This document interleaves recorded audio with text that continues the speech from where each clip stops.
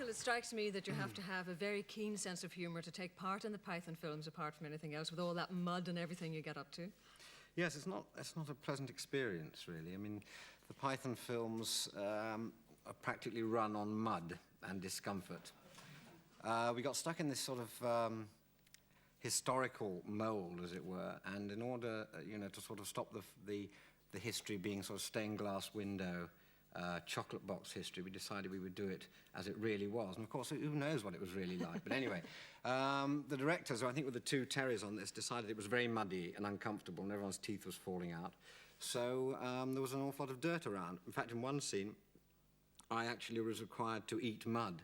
I was, that was all we could get at that time, in those days.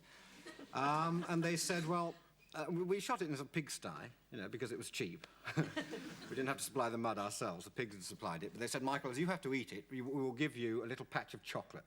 All right? So you just eat that. And you try and find a patch of chocolate, which is very similar in colour to the rest of the mud, which has been prepared by the pigs. And to do 4 takes. And it was never used. Ended up on the cutting room floor, as I did nearly. We all had to go to a local Scottish doctor and have tetanus injections. I'm not surprised. What after have you been doing? Well, I've been, no, exactly. Eating mud, with some friends down the glen. Aye. Have a wee one, I was just thinking, the whole name, Monty Python's Flying Circus, it's a fabulous name. Who dreamt it up initially? Well, the BBC dreamt up the Flying Circus bit, and we thought up the Monty Python bit. The BBC were very anxious to call us something sensible, and we didn't want it to be called anything sensible. We wanted a title which actually gave nothing away. And we had very silly titles like Owl Stretching Time and The Toad Elevating Moment, A Horse, a Spoon and a Bucket.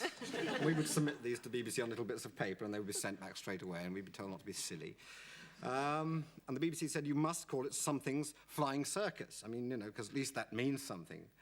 And at one point, it was going to be called Gwen Dibley's Flying Circus. I think I can reveal this. Well, I'd been reading an old, at my mother-in-law's, a Women's Institute magazine, which was all about what had been happening in the local villages. And it said, there'd been a talk on flower arranging and the war in Vietnam, accompanied by Gwen Dibley on the piano. And I just thought it rather nice to give someone a television programme without them knowing. So she would wake up one morning, their kids would say, Mum, you've got a television show. Gwen Dibley. But we decided perhaps we'd get sued. So then we really, it was 6 weeks into the first series, and we had to come up with a name. So we sat around one afternoon, and somebody came up with the name of Python. I think John had come up with that as a sort of terribly seedy agent. I don't know why. And someone said, what name goes with it? And we had Ron Python, Jack Python, but Monty. Someone said Monty, and we fell about. And of course, since then, actually, it's become such a cult. And I'm wondering if at parties and, when you are out in public, if you're just a little bit fed up of the Python party pooper who recites everything to you word for word. Yeah, you mean John Cleese? Oh, it's terrible. I never go to parties with John Cleese.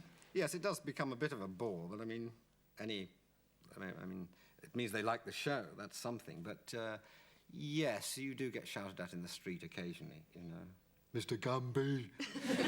It's very difficult to respond, especially if you're just going to the bank or something like that. You might not feel in the mood, It's difficult to persuade people that's our work, rolling our trousers up and putting knotted handkerchiefs on our head. That's what we do for work. Like, people are accountants, we do that. And then when we're not at work, we're being quite serious. You've become, though, such a successful comedy writer, stroke actor, stroke everything. I mean, was it difficult to get established when you came out of Oxford? Well, I came out of Oxford with really no idea of what I was going to do at all, except that I wanted to act and write. I had done a review at Oxford, which had gone to the Edinburgh Festival, and various people from London had come up and seen the review, which Terry Jones was in as well. Among them, David Frost. And soon after leaving Oxford, he virtually saved my bacon by ringing up and saying, I'm doing a show called The Frost Reports. Would you and Terry like to be writers? And we were a team of about 500. But just have one's name come up on the roller caption at the end of that at least meant, someone had heard of you. So you had to fight really hard, did you, to get maybe your 50-second sketch all accepted? Yes, I mean, if we just got a sort of 10-second quickie on, that was cause for celebration. But, I mean, that was the prestige area of what I did, but it didn't pay. In order to get any money, I had to do a television pop show for TWW, which was the Welsh ITV channel then. I was the compere of this pop show. And? Well, the idea was, Gloria, you see, they said comedy, you know, Michael, comedy and pop. They're destined to mix together. You do the comedy, Patti LaBelle and her bells will do the pop, you know? And so I had to do things like do a funny film to Nancy Sinatra's These Boots Are Made for Walking, you know that? I had to walk around Bristol in a sort of Edwardian swimsuit and great big gum boots with this thing playing. And at one point I had to go down some steps into Bristol docks. And they said, Michael, go down to the third step and stop. It'll look great, you know, just up to the top of your gum boots. So I went down first step, second step, straight into Bristol docks. I disappeared. There wasn't any third step. And I came up, I said, oh, we couldn't tell you, could we? You wouldn't have done it. Very funny. And when your gum boots are filled with water, I couldn't get out. I was sort of hanging on to this slime, and there were people unloading some Turkish timber boat, yelling at me and laughing away. I want to bring it right up to date, because tonight you have the British premiere at the film festival of your latest film, The Missionary. And just very briefly, perhaps you give us the outline of the film. Well, it's a much quieter, gentler film than Python. It's something I wrote myself, and I also play the missionary, who's an Edwardian, young Edwardian idealist, comes back after 10 years in Africa to marry his childhood sweetheart in the year 1906. And the job he's given in England is the reform of fallen women, so getting women off the streets and into the mission houses. And he does this rather well, because, I mean, he's a very affirmative sort of man at a time when most sort of evangelical endeavour was sort of disproving. He rather sort of likes people, and this gets him into sort of rather a lot of trouble with the ladies. But he runs a very successful mission, and there's a lady called Lady Ames, played by Maggie Smith, who is his benefactress, and she is the only person who will give him the money to run this mission to fallen women. But she will only give him the money if he gives her something in return, namely himself. Well... Oh, it's sex all the way. Sex, but no violence. Sex and rather nice music. I love the moustache. Ah, yes. Difficulty growing it, perhaps? Yeah, it's the first time I've actually been allowed to grow a moustache for a part. Yeah, most of it grew. There was a little patch just about there, which wouldn't grow for some reason. I got rather shy about it.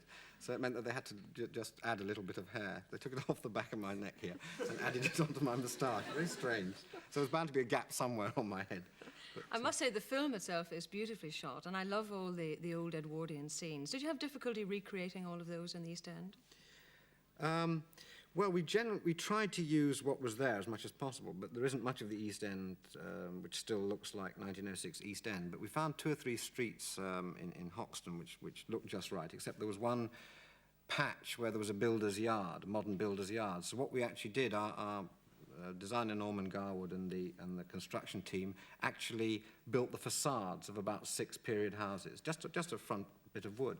And it was so good that we actually had ladies coming and asking if they could be put on the council list for the new houses. And one dear old lady came round and claimed she'd been born in one of them. It was rather sweet. And we were there for about a week, and it was a sort of carnival atmosphere. It was very warm, lovely weather, and in the evenings when we'd gone, the people would sort of flock in to see the East End as it was. It was a smashing time, actually. Well, it's a beautiful film, and I think I'll end on a quote in relation to yourself in it. It said, "He gave his body to save souls," which wasn't bad. Michael Palin, thank you very much indeed. Ladies and gentlemen.